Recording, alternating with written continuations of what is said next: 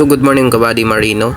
Sa pag-abot ko dira sa kundo, ako na dira diyon gin pang limpyuhan, gin pang vacuum ang mga buhok, mga higko, gin pang kakas ang mga pundas ang ulunan, mga beadings nga gingamit.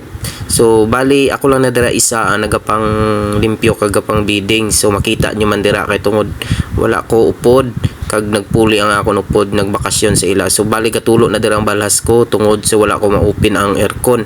So bali ara makita nyo man nga ako lang na da isa ga matumato sa pagpanakod. So diri nga side diri ako nabudlayan sa pagpanakod sang beadings.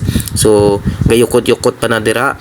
So kapila ko ginada balik-balikon. So makita nyo man nga perti kadugay sa akon diri ang kilid. So ara ako pa na ginaluwat-luwat kay para mas nami nga comfortable man nga makita sang guest sang nga manami ang aton nga pagbutang sang beadings.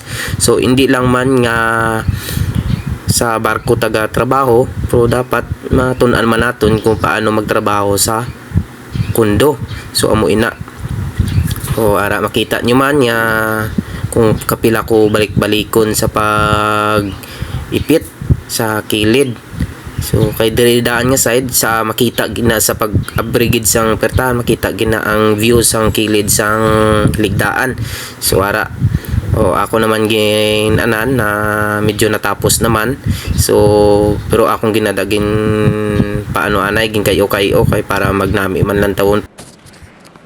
Amo na ni siya ang gingoan sang akon nga ginhimo pag-beadings. So makita nyo man nga manami man ang akon nga pag-beading. So ara.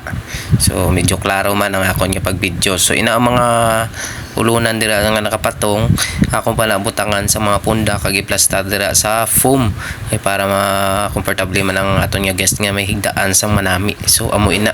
So dira lang hasta ang akon nga video kay may obrahon pa ko.